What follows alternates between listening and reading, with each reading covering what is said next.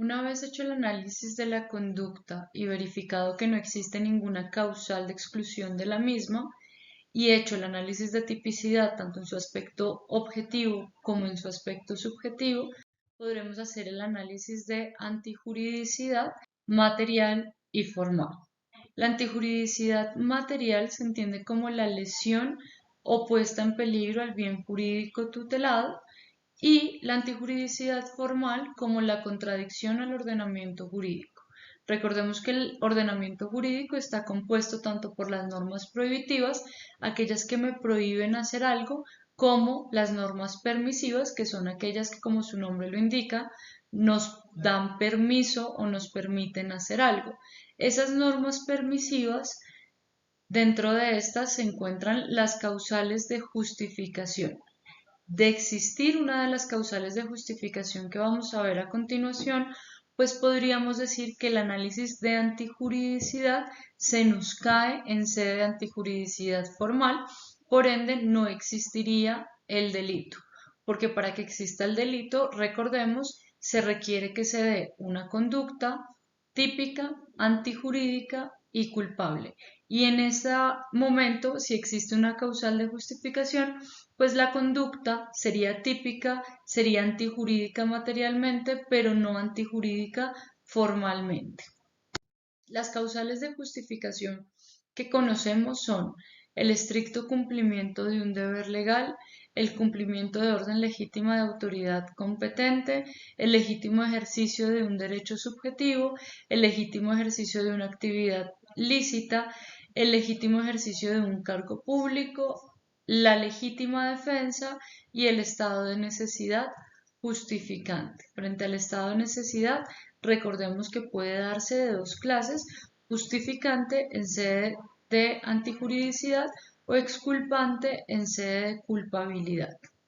Una vez hecho el análisis de antijuridicidad, tanto material como formal, podríamos pasar al último escalón de estos aspectos dogmáticos del delito, que es el de la culpabilidad. La culpabilidad consiste en un juicio de reproche mediante el cual vamos a verificar si podíamos exigirle o no al sujeto activo, que es quien realiza esa conducta típica y antijurídica, actuar de una manera diferente. En el juicio de reproche que hacemos, lo primero que vamos a verificar es si estamos frente a un imputable o un inimputable. Este juicio de imputabilidad que vamos a hacerle a la persona no va a determinar la existencia o no del delito, sino por el contrario, la consecuencia jurídica que se le va a atribuir a esta persona. Si estamos frente a una persona imputable, es decir, una persona que conocía la ilicitud de su comportamiento, que podía adecuar su comportamiento a la norma y aún así decidió no hacerlo, pues entonces esta persona va a ser merecedora de una consecuencia jurídica, que es la pena. Esa pena que está prevista por el legislador, por el principio de legalidad, que es la que se puede llegar a imponer. En cuanto a los inimputables, son personas que por algún trastorno mental o enfermedad mental no comprenden la ilicitud de su comportamiento, o bien, comprendiendo dicha ilicitud, no pueden adecuar su comportamiento a la norma. Por ejemplo, no comprende la ilicitud de su comportamiento cualquier persona trastornado mental que simplemente se apodera de cosas de otras personas sin tener ningún tipo de acercamiento a la realidad o a la conducta que está cometiendo, o una persona que comprende que ese comportamiento es ilícito, como un cleptómano, por ejemplo, pero pese a comprender la ilicitud de su comportamiento, no puede adecuar su comportamiento a la norma. Dentro de la culpabilidad también tendremos que analizar esto, sí, porque excluye de responsabilidad, no varía la consecuencia jurídica como el caso de la imputabilidad, sino que realmente estaría haciendo que se caiga nuestro análisis en sede de culpabilidad, y estamos hablando de dos figuras en concreto. el error de prohibición, que puede ser directo cuando recae sobre la norma, esto bien sea sobre la existencia de la norma, la vigencia de la norma o la interpretación de la misma, o un error de prohibición indirecto, que es cuando la persona cree erróneamente estar amparado en una de las causales de justificación de las vistas. Es decir,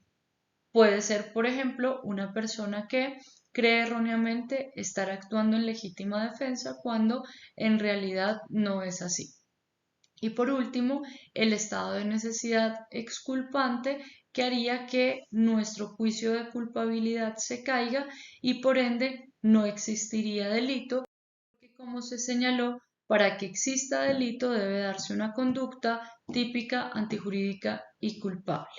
En este ejemplo de aplicación se plantean dos interrogantes para que el estudiante lo resuelva respecto a la lesión de un bien jurídico tutelado. Para finalizar, solo las conductas de las que se puede afirmar su tipicidad y antijuricidad y culpabilidad pueden ser consideradas como delitos según el ordenamiento jurídico y la definición dogmática de delito. La antijuridicidad, recordemos, se compone de dos aspectos y ambos se tienen que dar, el formal y el material. En la culpabilidad, si la defensa afirma la existencia de una inimputabilidad, deberá demostrarlo. Esta es una carga que corresponde a la defensa, y el estado de necesidad puede ser analizado tanto como causal de justificación como causal de exculpación.